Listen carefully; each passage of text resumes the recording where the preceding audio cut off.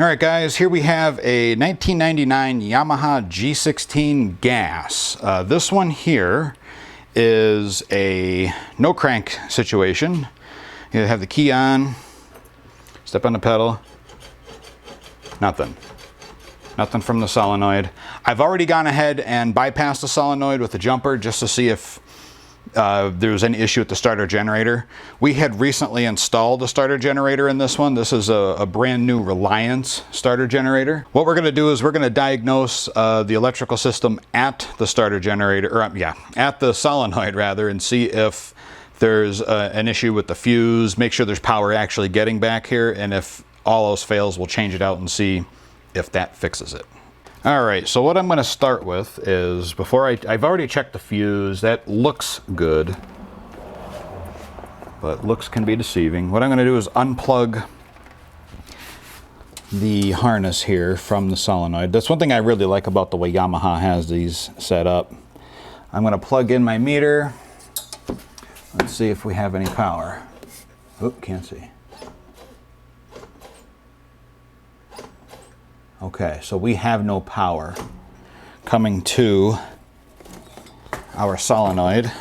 Just for giggles here, I'm gonna check our battery voltage, and we're at almost 13 volts, so we know that's good. Okay, so our problem lies in with, let's check our fuse now. Let's see if we have power. There's the fuse. See, it looks good. Okay, you can see the, maybe. You can see, I don't know if you can see the wire is there, but it's possible it could be bad. We don't know. So I'm going to go to the negative terminal on the battery. I'm going to go to each side of the fuse holder to make sure we have power here. Oh, this is interesting. Okay, I was just checking polarity on the battery. These battery terminals aren't even tight, so I'm going to have to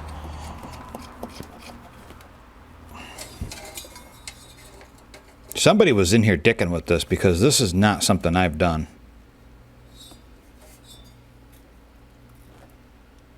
All right, so we don't have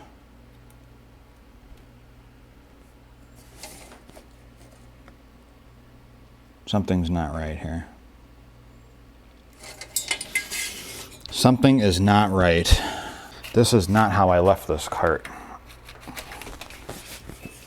Okay, maybe we got to fix this battery issue here. This terminal here is loose. Somebody must have been in here farting around with this, because this is not, before we put this fuse in here, let's check and see if it's got continuity. My meter doesn't beep for whatever stupid reason. That fuse is good. It's got continuity. Because when I cleaned and serviced this cart,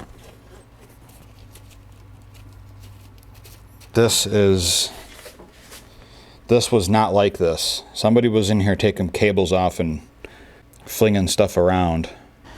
Let's go to our solenoid here. It's possible the foot switch pedal is, or the foot pedal switch is bad, because we don't have power coming in here. That fuse is good. I don't have power coming to this fuse holder though, so that's interesting. We know our battery is okay. We know the solenoid is probably okay. We can do something to test that though. This was one thing that we can try to make sure.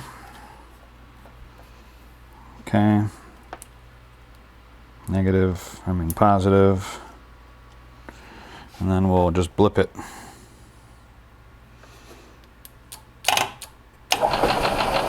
Okay, I'm basically taking the positive side of the solenoid and I'm going right to the positive post on the battery. And as you can see, the engine's cranking. So we know we have an electrical issue somewhere else. We're going to start at the foot switch because that's over here. And we might be able to see if that's what's causing our issue. All right, so what we got to do is we got to peel the carpet up. This cart here, it looks like it's missing a lot of the pegs. peel that around there. Okay, so we'll slide the carpet back. We're gonna, why does that have a screw in it? It's not supposed to. Oh, let's see. Ooh, in case you're wondering, somebody put a see if I could turn that a little bit, move that out of my way. Ooh, this is gonna either break off or I'm gonna have to cut it off. Oh, that is not coming off easily. Okay, let's say 1/4 inch. We're gonna move to a ratchet.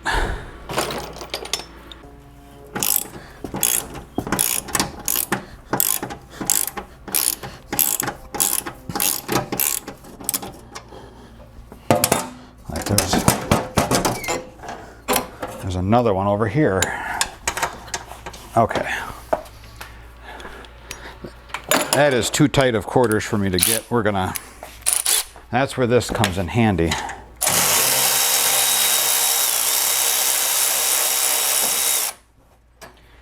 Just gonna take it out.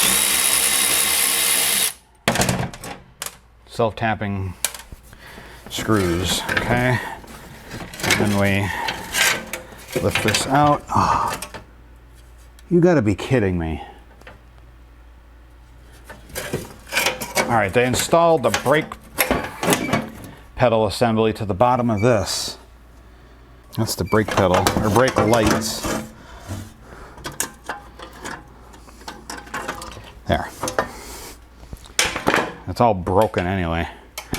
Okay, so we're gonna check our foot switch here, which I think might be our problem. There's these little tabs that you gotta bend. Somebody has zip tied.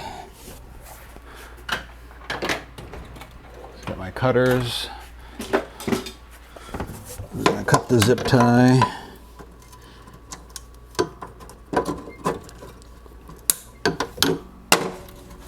Pull the zip tie out. Now we can get to the plug right here, which is for the, look at that. Now it's working. So what I'm going to do is I'm going to take apart this plug. It's not corroded or anything, so that's a good thing. What I am going to do though is I'm going to spray some electronics cleaner down in there just to kind of clean that out. We know the solenoid is good, so I'm going to put the caps back on these terminals. The fuse is good, so we don't have to monkey with that. We'll put the covers back on this stuff, but we do have to straighten out this battery crap. I'm gonna at least put a bolt through that terminal there. So I got this deoxit. This stuff is amazing. I use it on everything. Safe for plastics, rubber. Just don't get it in your eyes. Because what I was gonna do basically was jump out that wire to see if it cranks over. We'll let this stuff dry and then we'll put another spray coating on it. We'll put her back together and it should be good. All right, let's clean this up here. I just want to wipe off the dirt a little bit. So we know that the switch is still working. Let's plug this in now. Actually, let me give it one more squirt. And down in there. Basically helps prevent any corrosion. Let's see. Yep, we're good. We are good. So now we'll put this plug back up in there. Wrap our wire tabs around it like it's supposed to be. Don't need to be zip tied. I don't know why it was. And then we got to figure out this stupid brake light switch. Are they on? They're on. That's off. Okay. That has got to be the most jerry-rigged way. I mean, then again, I mean, it's possible that that's how it was done before the way it's done now. I don't know. And then zip tie it back into place. like it was, unfortunately. It's not, that is outside of my control. See, nowadays, the way it's done now is there are spring linkages and all that stuff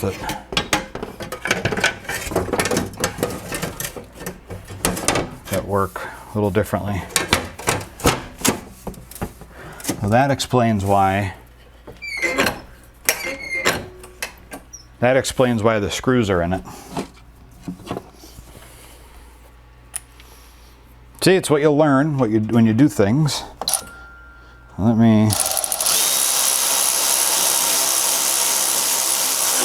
put that down. I thought it was going to really break off. I thought somebody just put this here so nobody dicks with it.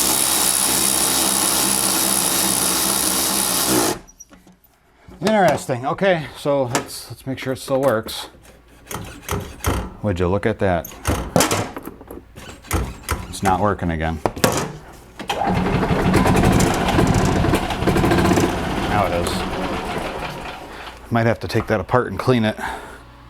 So what we have learned here is that so far this is still acting up, but I can access it still without. Let's see here. I could access the switch plug without actually taking this panel back up. So what I'm going to do is I'm going to bend this up towards the top, and what that I'm hoping we'll make sure that it's there. I mean, it is possible this connector is just failing. Let's see if we can.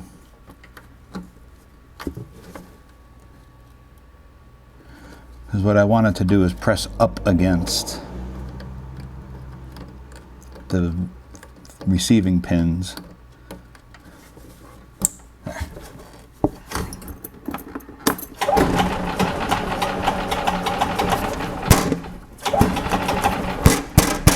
I'm just trying to simulate vibrations. Okay. Alright, turn key switch off.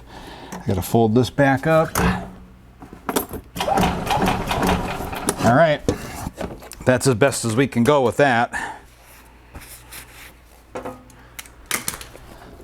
And that's pretty much it for this one, I guess. That's all that we had to do to this one. It was just acting up. Because I had put the starter generator in it, and I dropped it off at the customer's location, and it was fine. There was no problem.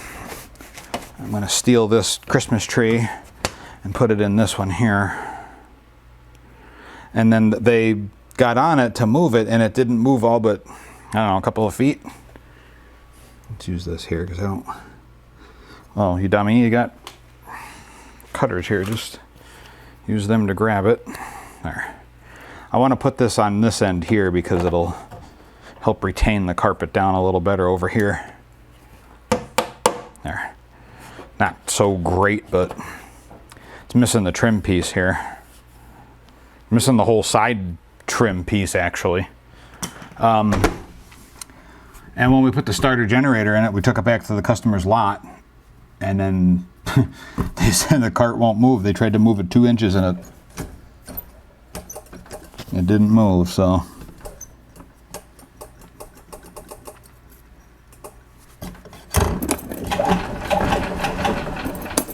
That's what it was. It was just a bad connection. If that keeps happening, I'm probably just going to cut that plug out of there and put in a different style plug. Yeah, it's going to kind of take away from the OEM side of it, but it's a 99. It'll probably run forever, but it might not. So see down and, well, it never fails, guys. I go to back the cart out of the shop and it starts acting up again. So it was not the connector. So I kind of dove into it a little bit off camera just to kind of see what was going on. I figured we're probably going to end up having to replace the foot pedal switch. I finally got the new switch. Finally showed up after 2 weeks of waiting because FedEx lost it, and it finally showed up. So needless to say, the customer's been waiting for this cart for a while, and I've been frustrated for a while, and it's finally here. So let's get it in the cart. So after going through, as you saw in the previous video, going through the entire diagnostic process to try to figure out exactly what the problem was, it ended up being an internal failure of the switch. As you can see, it's just a very simple switch. It's normally closed. You press the button, it goes normally open. All right, and these install really easily. I mean, there's really nothing to them, and this works on the electric carts as well.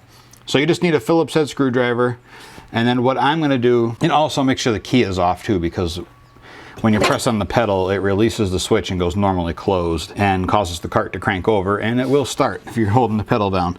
So you gotta hold the pedal down and screw this into place at the same time, and then plug it in. That's the way I found it to be a little bit easier. Screwdriver, and it does help to have a magnetized screwdriver. And I hope my head and my arms don't get in the way. I'm gonna put that screw through. These are M5 threaded screws, so if you ever lose or destroy your screws, you'll know what they are.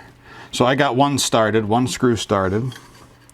I'm going to get the other screw through the hole on the switch, hold the pedal down, rotate it into place, and then I'll tighten it down.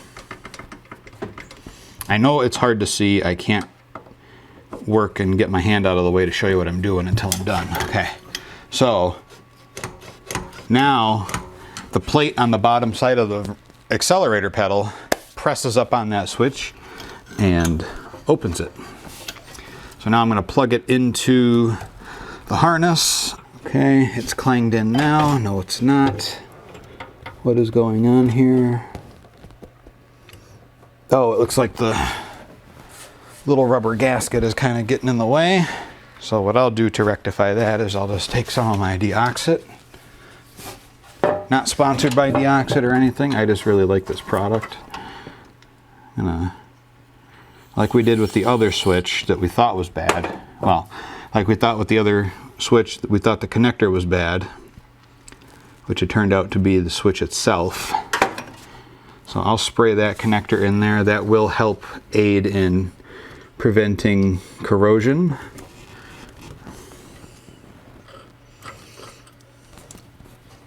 Why is that not? Actually, let me get a channel locks here. Sometimes the newer switches can be just a little stubborn. So I'm going to grab this and just squeeze it so it clicks in. Okay, it's clicked in. There. Alrighty. The new rubber sometimes is a bit stiff. And then all you have to really do is go back and bend the tangs back over so it's in place where it belongs. Okay. That's really all there is to these things. There's not a lot. So we'll turn the cart on. See, as you can see now, it seems to be okay, which is great. See, what I don't like here about this brake light switch gig is, I don't know, can you see what I'm doing? So I don't know if you remember earlier in the video I showed you this brake light switch assembly that looked like it was broken at one point, or they lost the hardware that holds it in place, and a zip tie was used. Unfortunately, I don't have the screw hardware that would fit on here. Let me back this off. I just want to check something before I do, because the hole that this screws onto, and fits into rather, is wore out. I don't know if you hear that clicking. That's the brake light switch. I don't have any screws to use on this, so what I'm going to have to do is zip tie it back into place, but I'm gonna have to put it on really tight. And I put an extra washer on here to kind of help secure this to this plastic piece here. I know it's probably hard to see. See, I put a really big fat washer on here. Let's see here. Let's try this. So I have to, I hate doing this. I really hate monkeying with stuff like this and kind of jimmy rigging it, but I kind of have to. I don't really have much of a choice with this because of the way it was installed originally. I know it's a lot tighter than what it was, but I still need to add more to it. See, this is the first time I've actually seen this be installed like this, so this is all new to me, unfortunately. But at least this big fat washer will give the zip tie something else to bite onto, as opposed to, oops, all right, well, I totally screwed that up. I'll have to take that off. Give it something to bite to other than the edge of the switch, I guess. We'll see what happens, I suppose. As long as I can keep it tight enough. See, the issue is if this switch is not, oh, look at this, the connectors are off. Freaking, I'll tighten them up. If I don't tighten it up properly and tight enough against that plate, the switch will not turn the brake lights off. And then the brake lights will always be on, and then when they go to get it inspected at their security place that does all the golf cart inspections at this campground, they won't pass. And also the brake lights will always be on, and it'll just be a pain in the ass. So we're gonna put these on nice and tight. Like I said, I don't agree with doing it this way, but I have to fix that connector right there. So this is like a lot of little extra work I'm doing just for the heck of it here to get it to work correctly.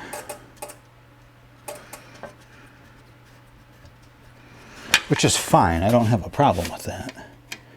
I'm here, the cart's here. I'd rather fix it as best as I possibly can while I have it. Okay. Brake lights are on, off, on, off. Okay, so that's working more or less like it should. And that was the whole reason why they put these screws in, these self-tapping screws. Now, I have to finagle this in, like so. Drop it in place. I guess like that. Okay, now it's up against the brake pedal, so now I gotta actually lock that brake pedal down, and then I'm going to run self-tapping screws in place. So because the other one broke off, I'm going to have to put another one in just ahead of it. I got my long extension, so I'm going to put another self-tapping doohickey right next to it.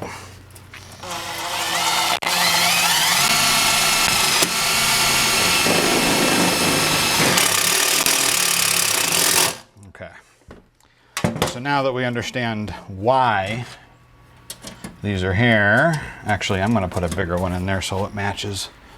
That one's going to probably end up breaking off because it's wore out now. Okay, this one goes over here. This one should go right in. There. Now I do feel confident that this has solved the problems of this cart. I'm hoping this is the last problem that they have on this cart for a while. This was getting kind of annoying for them. They didn't say it, but I can surely tell that it was. Flop the carpet back, whoa, spin the camera too. Flop the camera back over. Roll the carpet underneath the pedals, like so.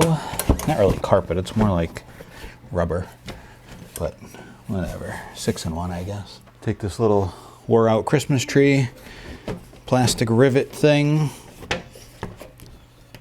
I'll put it in over here. Trying to pull on the carpet to get it, there we go. It goes in, press it in with my finger. There. Jeepers cripes, this thing is done. Finally. All right, guys, that is going to do it for this cart. I am going to get this thing out of here. I'm going to take it for a quick road test just to make sure there's no other issues and get it the hell out of my shop. I have a whole bunch coming in next, so I'm just happy this one's done. So, all right, guys, thanks for watching. I always appreciate it. Be sure to check the video's description for links, Amazon store, social media, website, all that fun stuff. Like, comment, and subscribe if you haven't already, and we'll see you in the next video.